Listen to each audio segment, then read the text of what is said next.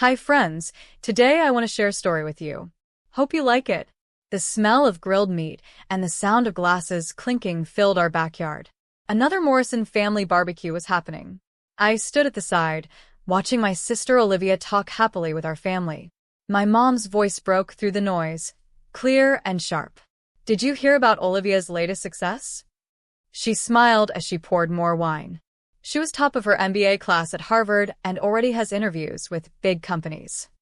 I slowly drank my water, knowing what would come next. In our family, they always celebrated Olivia by making fun of me. That's very different from some people. My mom said, looking at me, "What are you doing these days, Sophia?" Before I could answer, my dad spoke from the grill. "You're still doing that consulting job, right? What's it called again?" "Independent business advisory," I said quietly. He laughed in a way that felt mean. I played with my glass, thinking about my meeting tomorrow. The one where I would lead a big deal at Sterling Corporation. "Something like that," I said softly. Olivia flipped her hair and smiled in her fancy dress. "Well, I have great news," she said excitedly. "I have an interview tomorrow at Sterling Corporation. They're the biggest consulting firm in the country, and they asked me." Everyone congratulated her. Aunt Susan hugged her tightly. "That's wonderful. They'd be lucky to have you," Dad said proudly. "Their company is very hard to get into. Harder than Harvard." I wanted to smile, thinking about the stack of resumes on my desk, including one from Olivia.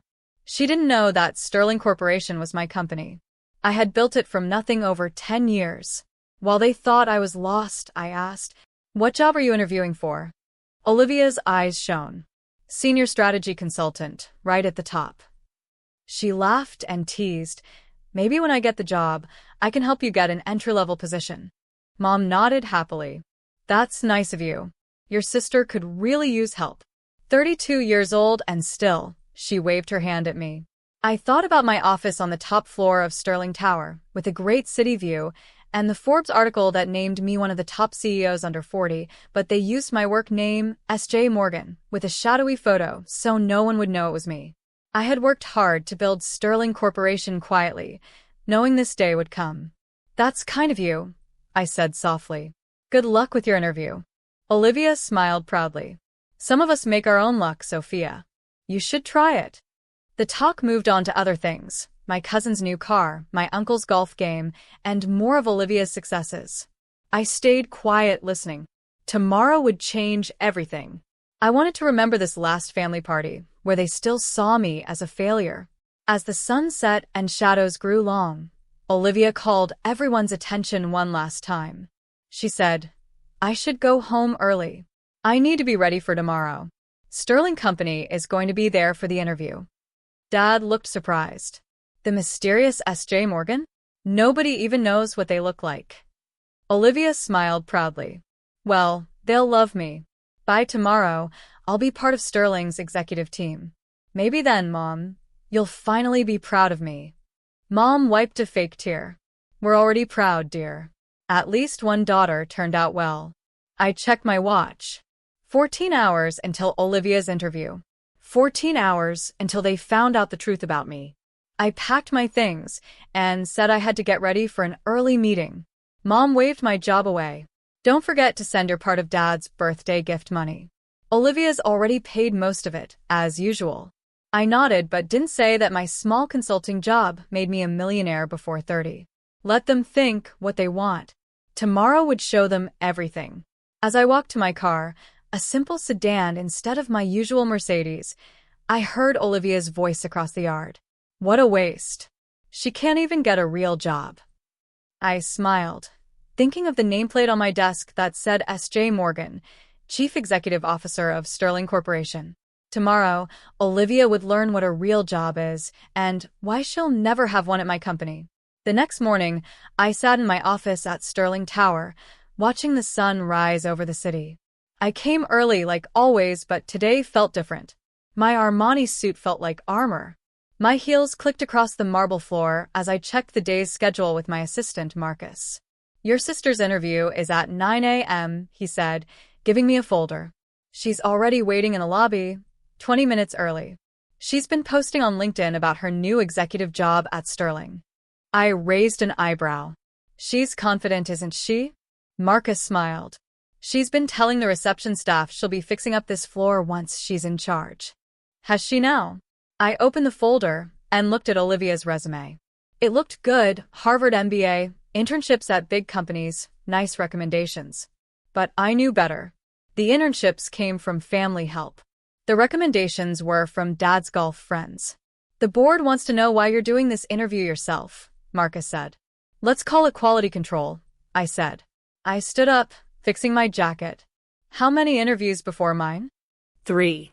Senior partners who know what to ask. At exactly 9 a.m., I watched through the one-way glass as Olivia walked onto the executive floor.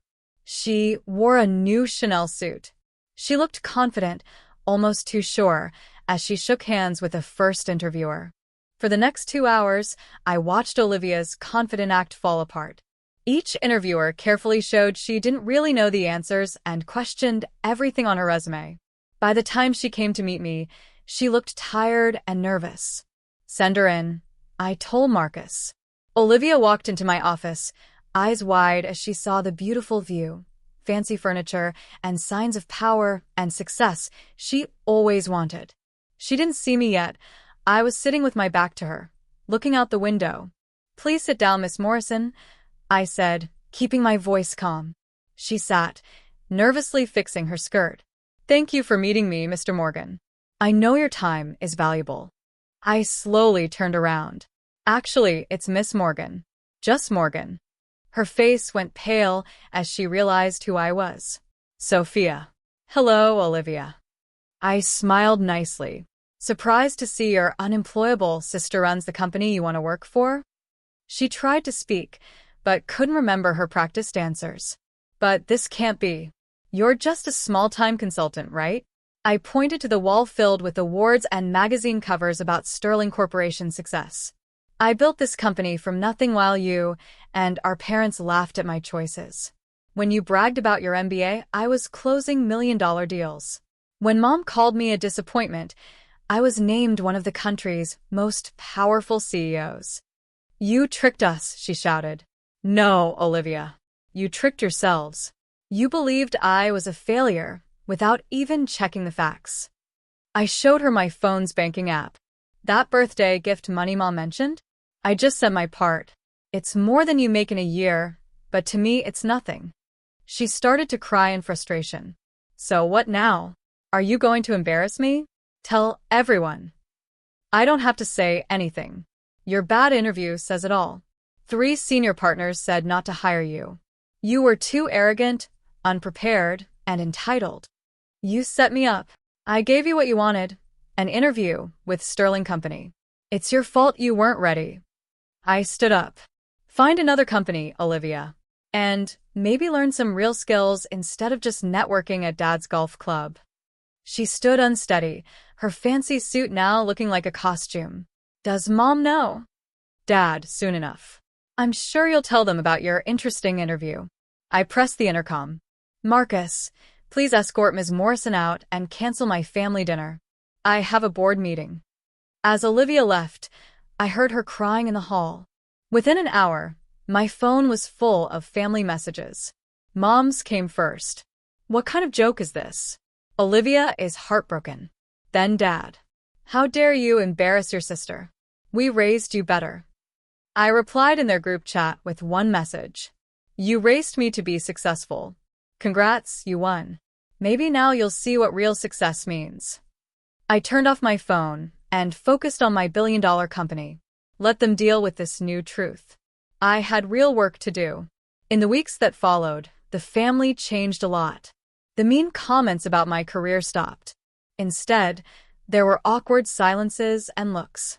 Olivia took a smaller job at another company, her dreams of being an executive gone. My parents stopped hosting family barbecues. The best moment came 3 months later when Forbes magazine published a big article about me, showing my real face as S.J. Morgan. I sent a copy to every family member. The title said, "The Silent Success: How One Woman Built a Business Empire While Her Family Thought She Was Failing."